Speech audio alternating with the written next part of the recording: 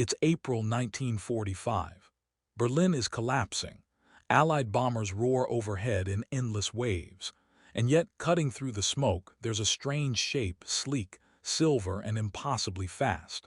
Two jet engines scream as it rips across the sky, leaving prop-driven fighters looking like museum pieces. This is the Messerschmitt Me-262, the world's first operational jet fighter. A machine that, if deployed sooner and smarter, might have rewritten the entire air war. But this isn't a story about victory. It's a story about brilliance, wasted technology sabotaged by arrogance, politics, and desperation. To understand how this jet came to be, you have to go back to the 1930s before the war, before the Luftwaffe even had a name. Germany was rebuilding itself under a haze of nationalism. The world thought it was still limited by the Treaty of Versailles, but deep underground, in hidden factories, engineers were already breaking every rule. Among them was a man named Hans von Ohain, a quiet, theoretical physicist obsessed with one idea: flight without propellers. At that time, propellers were considered the limit of aviation technology. But von Ohain, while still a university student, imagined compressing air, heating it with fuel and pushing it out the back, a continuous explosion of thrust. It was an idea so new that even scientists thought it was impossible. And yet, in 1937, his small experimental engine roared to life for the first time.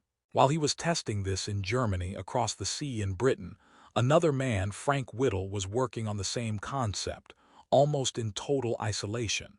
Two men, two countries, same dream: the jet engine.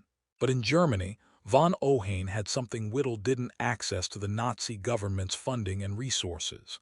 The Reich wanted speed, and speed meant power.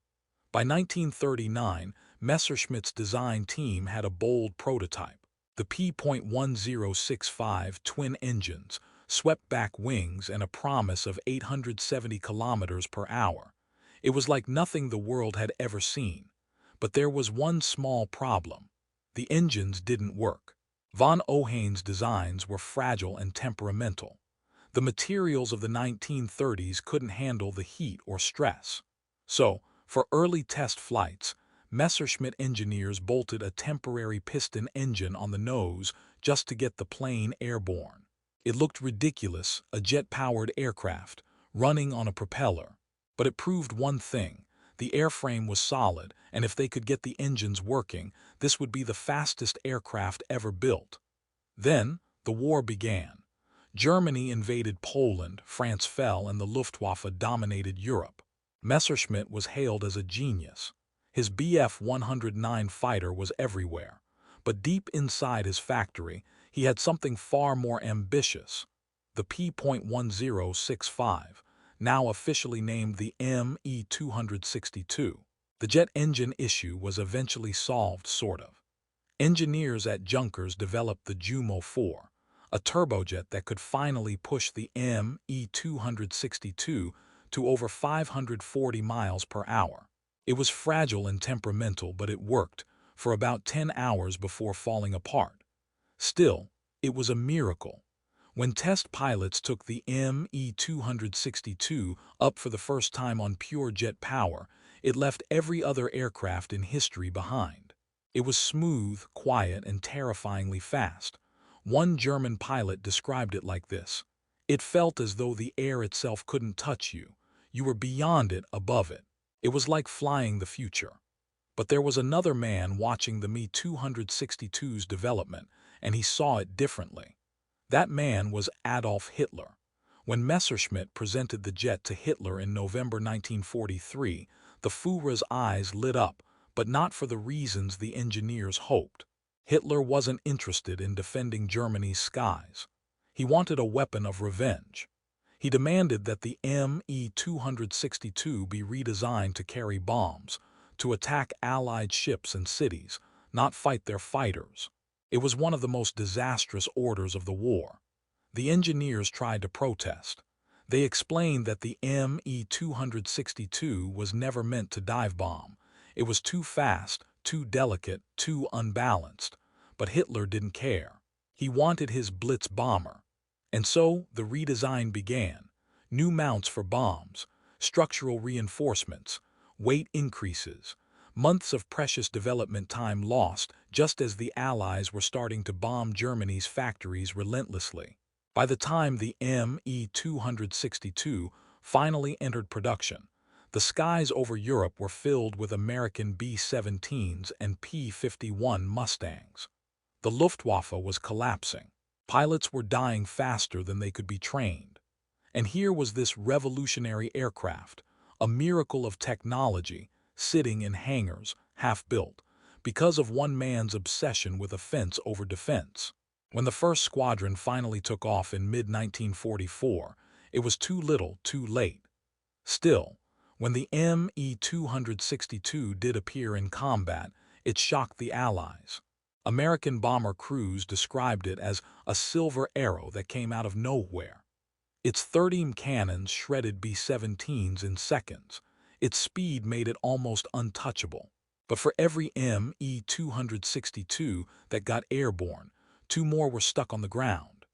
Allied bombing runs targeted their airfields daily. Fuel shortages meant many jets sat idle, their pilots watching helplessly as the Reich fell apart around them. And yet, even in those final months, the Me-262 represented something incredible. It was the first step into the future. The first machine to prove that jet power wasn't just possible, it was inevitable.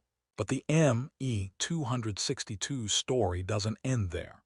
Because the real tragedy wasn't just that Germany misused it, it's that everyone else learned from their failure. After the war, when Allied engineers captured the surviving jets, they couldn't believe what they found. Swept wings, axial flow turbines, tricycle landing gear, technologies years ahead of their own designs. The Me-262 wasn't just a weapon. It was a blueprint for the next 50 years of aviation. By late 1943, the Luftwaffe's leadership was in chaos. Germany's once invincible air force was crumbling, and for the first time, Allied bombers were striking Berlin in daylight. Yet inside Hitler's inner circle, reality didn't exist anymore. Hermann Göring, the head of the Luftwaffe, was delusional. He promised Hitler revenge weapons that would turn the tide. The V-2 rockets, the Me-163 rocket fighter, and of course, the Me-262. Every time the Allies bombed another city, Göring doubled down on fantasy projects instead of fixing what was actually failing. Engineers begged for resources to mass-produce the jet. They needed trained mechanics, proper fuel, better metals. Instead, they got bureaucracy and paranoia. Messerschmitt's factory was bombed repeatedly, forcing workers to move production underground into tunnels carved into the Bavarian mountains. The air was toxic, the temperature freezing, and the workers, mostly prisoners, were starving. Each jet that rolled out of those tunnels was a miracle, assembled by candlelight under constant threat of collapse. When Allied aircraft spotted the entrances, they destroyed them within days. To make things worse, Hitler's interference didn't stop at the fighter-bomber order.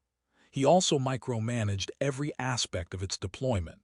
Instead of forming elite defense squadrons, the Me-262s were split across multiple experimental units, each operating under different command structures. Pilots trained for piston fighters were suddenly handed jet aircraft with no manuals, no instructors, and engines that could explode if throttled too quickly. Most of them had never even seen a jet before. To take off safely, a Me-262 needed long, smooth runways. Germany didn't have many left. Allied bombers had cratered nearly every major airfield. So pilots used improvised strips, often too short or too rough.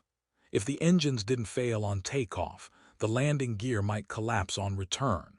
And yet, despite all that, the Me-262 was a terrifying opponent when it did work. In July 1944, the first combat sortie was flown. Major Walter Nowotny, one of the Luftwaffe's top aces, led a small group of Me-262s against Allied bombers. His squadron tore through B-24 formations, destroying several in minutes before the American escorts even knew what was happening. The Allies were stunned. They'd heard rumors of German jets, but few believed them. Reports came in describing a silver dart that outran every Allied fighter. But then, as quickly as it appeared, it was gone again. Engine trouble, fuel shortages, lack of spare parts. The Me-262s spent more time on the ground than in the air. Nowotny himself died just months later when his engines flamed out during a climb. He bilaid out too low. His parachute never opened.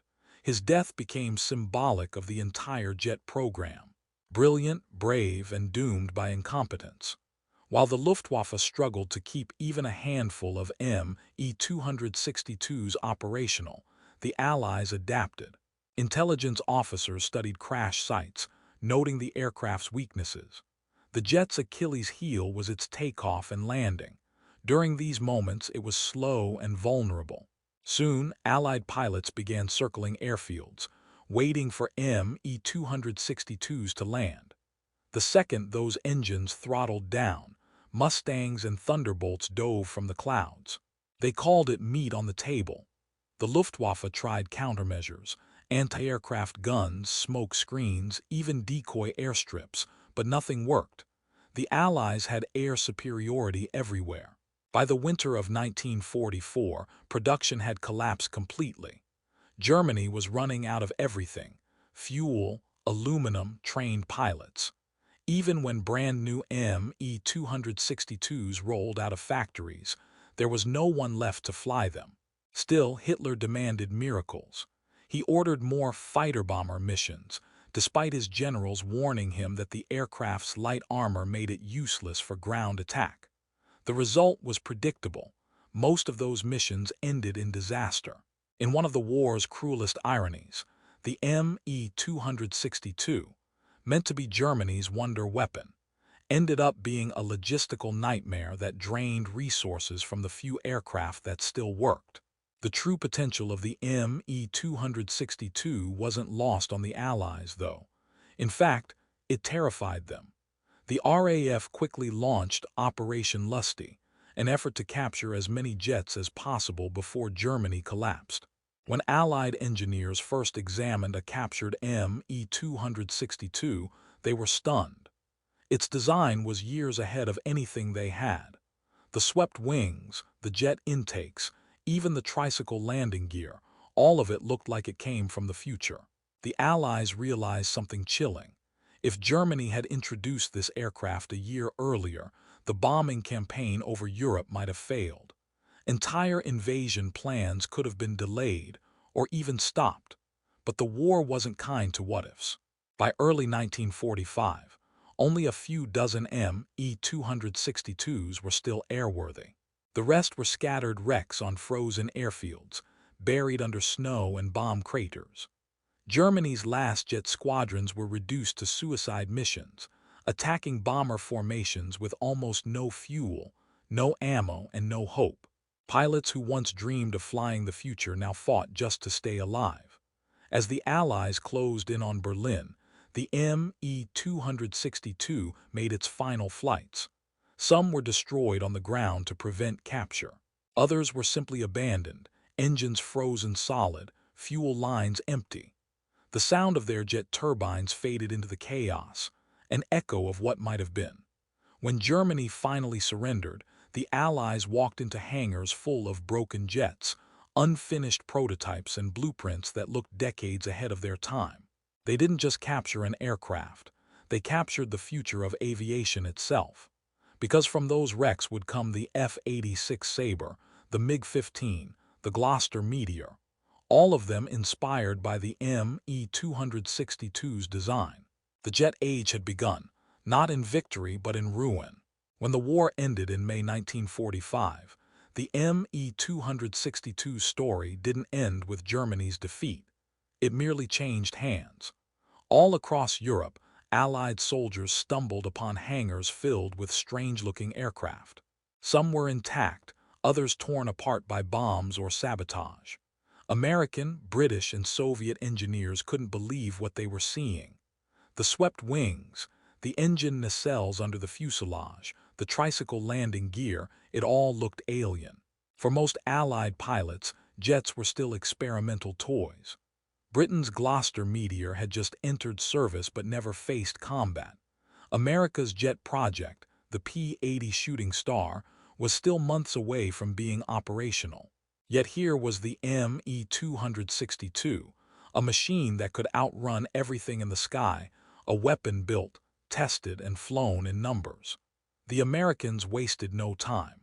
Under Operation Lusty, teams of engineers, mechanics, and intelligence officers swept through Germany, capturing aircraft, documents, and, most importantly, the scientists behind them. The Me-262 was high on their list. Within weeks, captured German jets were being flown by U.S. test pilots. The results were mixed and terrifying. Pilots described the Me-262 as both magnificent and murderous. When the engines worked, it was a dream, smooth, fast, and unbelievably advanced. But if you throttled up too quickly, the engines could stall and explode. If you throttled down too fast, they could flame out completely. It was like flying a rocket balanced on two grenades. One American test pilot, Lieutenant Bob Strobel, wrote in his report, "The aircraft has exceptional speed, but its power plants are fragile. Any sudden change in throttle setting may cause catastrophic failure. It demands the touch of a surgeon, not a soldier." Still, the Americans couldn't hide their fascination. The Me-262 was proof that Germany had been years ahead in aerodynamic research. Its swept-wing design was particularly puzzling. It wasn't just aesthetic. The subtle backward angle reduced drag at high speeds, allowing the jet to fly faster without stalling. This discovery changed everything. In the U.S., those lessons directly influenced the F-86 Sabre, America's first true transonic jet fighter. Its wings, engine layout, and even its nose intake were inspired by the Me-262's design principles. In the Soviet Union, engineers studied the jets captured by their own advancing armies. The Soviets also got their hands on Junkers and BMW engine designs, which they used to develop the MiG-9, and later, the legendary MiG-15. By 1947, just 2 years after the war ended, both superpowers had operational jet fighters that owed their existence to the Me-262.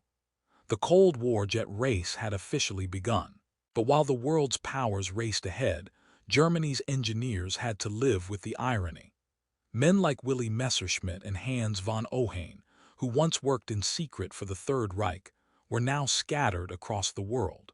Some went to the U.S. under Operation Paperclip, others to France, Britain, or the Soviet Union. Many of them never saw their homeland again. Von Ohain, the man who'd created one of the first jet engines, ended up working in America for the U.S. Air Force. His British rival, Frank Whittle, also moved to the U.S. later in life. Two men who started on opposite sides of a world war ended up in the same country, both helping build the future they once fought over. Meanwhile, the Me-262 itself faded into myth. A few survived, preserved in museums, silent, ghostly reminders of what could have been. Others were tested to destruction by engineers hungry for data. One was even shipped to Japan during the war aboard a submarine that never made it, sunk before it could deliver its precious cargo. The jet had been born from ambition and ended in tragedy, but its legacy reshaped aviation forever. Because of the Me-262, designers understood that the propeller's days were over. The jet engine was the future. Air warfare would never be the same again. Just 5 years after the Me-262's last flight, the Korean War began, and jet fought jet for the first time. The F-86 Sabre versus the MiG-15, both directly descended from that German machine that had appeared too late to change the past. And yet, in a sense, it did. Every jet that thundered into the Cold War skies, every sonic boom, every contrail over the Arctic was born from the mistakes, the desperation, and the genius of that final year of the Reich. The Me-262 never saved Germany. It never changed the outcome of the war, but it changed everything that came after. Its engines may have burned out, its wings may have fallen apart, and its pilots may have been forgotten, but its shadow stretched across decades. Because sometimes, history's most powerful legacies don't come from victory, but from failure that arrived too soon to win, and too brilliant to die. The war ended, but the Me-262 didn't just vanish into the wreckage of Germany. It lived on in ideas, in blueprints, in whispers traded between engineers who knew they had seen something world-changing. In the late 1940s, as nations rebuilt from ruins, aviation leaped forward at an impossible pace. And in almost every nation that built jets in those early post-war years, a quiet truth was shared. They all owed something to the Me-262. When you look at the first generation of jet aircraft, the British Meteor, the American F-80, the Soviet MiG-9, you can see the Me-262's fingerprints everywhere. The swept wings, the dual-engine layout, the low-profile fuselage. These weren't coincidences. They were borrowed DNA. It's strange to think about it now, but even the Allies, the very nations the Me-262 was designed to destroy, treated it with respect. Engineers who examined the jet didn't see a Nazi weapon. They saw a glimpse of the future. In Britain, engineers at de Havilland and Gloucester pored over the Me-262's airframe, fascinated by its balance between lift and drag. In America, technicians at Wright Field tested its Juma 4 engines, trying to understand how Germany had achieved so much with so little. And in the Soviet Union, captured engineers were ordered to reproduce the Me-262's performance in total secrecy. But the irony was inescapable. Germany's greatest technological triumph had become the foundation of its enemy's power. Even more ironic, the Me-262's creators barely benefited from their invention. Willy Messerschmitt, once Hitler's favorite aircraft designer, was imprisoned after the war for using forced labor in his factories. When he was released, he returned to engineering but never again designed a fighter. Hans von Ohain, the quiet physicist who built the first German jet engine, lived long enough to see supersonic flight become routine. He died in 1998, one of the last living witnesses to the moment humanity broke free of propellers. For the pilots who flew the Me-262, the memories were complicated. Some remembered it as the pinnacle of aviation, a machine so fast that even fear couldn't catch up. Others remembered it as a curse, a brilliant idea buried beneath the madness of a dying regime. One veteran, interviewed decades later, said it best: "The Me-262 was like a blade too sharp for the hands that held it." He wasn't wrong. In combat, the Me-262 was almost unbeatable in the air, but utterly unsustainable on the ground. It was too expensive, too fragile, too advanced for a nation that was falling apart. Germany could build 1,000 of them, but they couldn't fuel them, couldn't maintain them, couldn't even train the pilots to fly them properly. And so, the jet that might have ruled the skies became little more than a symbol, proof that brilliance can't save you when leadership fails. Decades later, aviation historians still debate the same question. Could the Me-262 have changed the outcome of the war? The answer, most agree, is no. By the time it was ready, Germany's factories were rubble, its pilots were gone, and its resources were exhausted. No weapon, no matter how advanced, could have turned that tide. But in another sense, yes, it did change history. Just not in the way Hitler wanted. Because every jet that followed, from the F-86 Sabre dueling MiGs over Korea, to the F-104 Starfighter screaming past Mach 2, carried a piece of the Me-262's spirit. Its technology shaped the Cold War. Its design philosophy influenced everything from early commercial jets to modern stealth aircraft. Even today, when you watch an F-35 or a Sukhoi roar into the sky, You're hearing an echo, faint, distant, but unmistakable, of the first time those twin Jumo 4s lit up over Bavaria. And perhaps that's the strangest legacy of all. The Me-262 wasn't remembered for winning a war. It was remembered for starting an era. It proved that the future could be built even in the darkest times. That innovation doesn't wait for victory. It just needs desperation, a spark of genius, and the kind of madness that refuses to quit. The Me-262 was all of that. A miracle, a disaster, a ghost. Its story is one of human brilliance colliding with human failure, of a plane too advanced for its time, created by a nation too broken to use it. In 1945, it flew through the ruins of Europe, the world's first jet fighter, roaring defiantly as the empire that birthed it crumbled beneath it. And though the war ended, the jet age it started never did.